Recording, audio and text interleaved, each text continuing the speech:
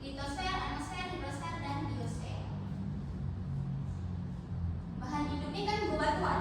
Nah, itu litosfer, iklim, organisme, biosfer, ini atmosfer. Nah, kita lanjut ke faktor-faktor pembentuk tanah. Jadi faktor yang pertama itu iklim. Iklim apa tadi? Atmosfer. Jadi iklim ini suhu dan curah hujan mempengaruhi pelapukan batuan serta kelembaban tanah. Iklim berpengaruh besar pada pembentukan tanah. Curah hujan tinggi dapat menyebabkan pencucian hara sehingga tanah kurang subur, sedangkan hujan sedang menjaga kesuburan tanah. Suhu tinggi mempercepat pelapukan batuan, sementara suhu yang rendah memperlambatnya. Jadi iklim mempengaruhi kesuburan, warna, tekstur, dan jenis tanah yang akan terbentuk. Jadi iklim sangat mempengaruhi. Itu faktor utama adalah iklim.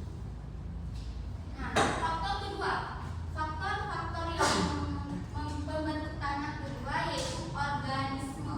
Apa itu organisme? Tumbuh-tumbuhan. Ya, ya betul. Tepuk tangan.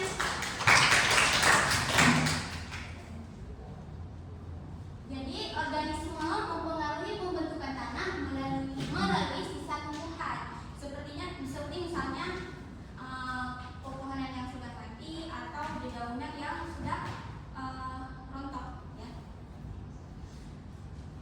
Jadi dari sisa tumbuhan itu yang membentuk humus dan aktivitas bawah tanah seperti misalnya cacing yang mengemburkan tanah serta mikroorganisme yang mengurangi bahan organik. Manusia juga berperan. Kita kan termasuk organisme kan? Juga berperan dalam memperbaiki tanah, misalnya kayak pertanian itu memperbaiki tanah ataupun merusaknya. Ada juga yang merusak. Jadi manusia itu ada faktor. Ada yang merusak, ada juga yang memperbaiki. Jadi kalian tinggal pilih aja mau jadi manusia yang merusak atau manusia yang memperbaiki. Iya, mantap. Nah, selanjutnya faktor-faktor pembentuk tanah yang ketiga, bahan induk. Apa itu bahan induk? Batuan. Ya, betul. Jadi bahan induk ini adalah asal berbentuknya tanah dari pelapukan bebatuan atau mineral. Jadi jenis bahan induk ini menentukan warna. Misalnya batu kapur. Nah, nanti dia ketika dia melapuk jadi tanah, jadi warnanya seperti ya batu kapur itu agak putih-putihan. Jadi bahan itu menentukan warna, tekstur, kesuburan, dan kandungan tanah. Contohnya, nah ini contohnya tanah kapur bersifat basah, tanah granit berpasir dan kurang subur, tanah vulkanik subur karena kaya akan mineral. Jadi tergantung dari bahan induknya apa, nanti akan terbentuk tanah yang sesuai jenis itu.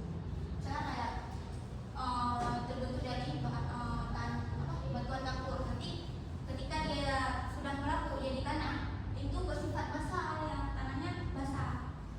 Jadi tergantung bahan induknya. Selanjutnya topografi. Topografi adalah bentuk permukaan bumi, daratan, lereng pegunungan, sangat mempengaruhi proses terbentuknya tanah.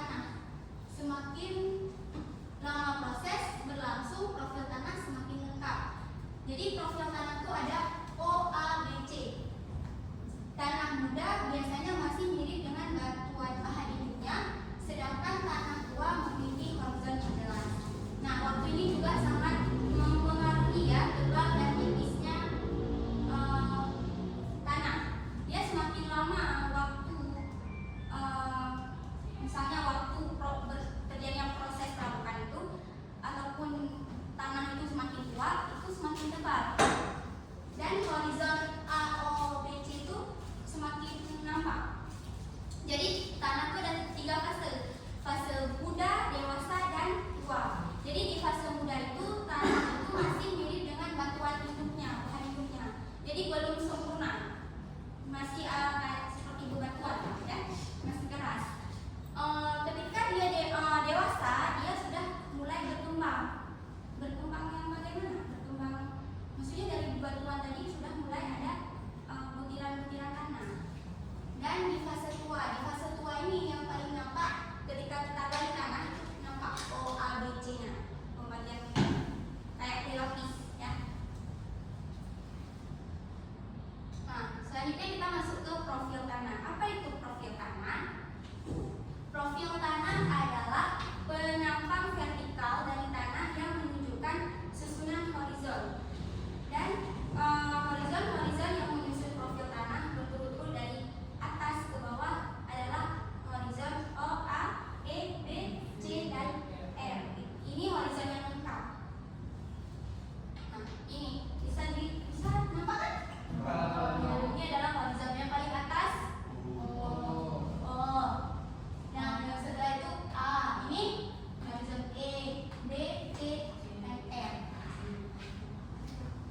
Jadi horizon O ini adalah organik, lapisan organik. Kenapa dibilang organik?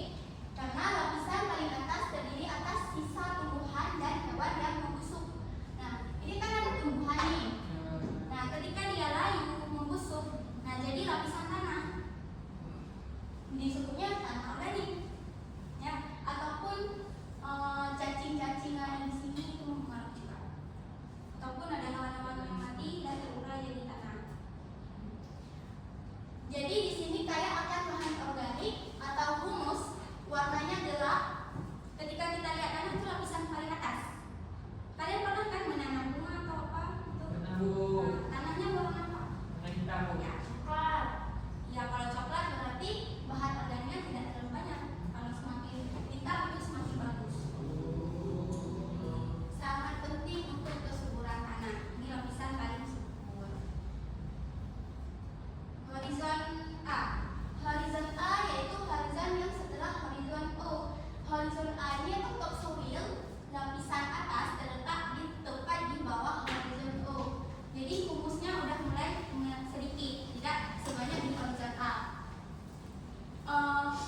Dan lempung tempat pertumbuhan akar yang luas, lapisan tempat manusia melakukan aktivitas pertanian, lapisan tanah atas tempat akar tumbuhan berkembang, campuran mineral dan bahan organik. Nah, di sini di lapisan kedua ini campuran dari mineral dan organik,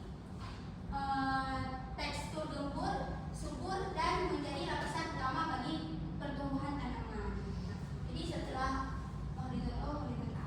Horizon O biasanya anak-anak tuh tipis. Selanjutnya horizon E. Horizon E atau elevasi zona pencucian terletak di antara horizon A dan horizon D. Horizon A dan horizon B di sini. Disebut horizon elevasi karena terjadi pencucian. Pencucian ini terjadi ketika terjadinya hujan.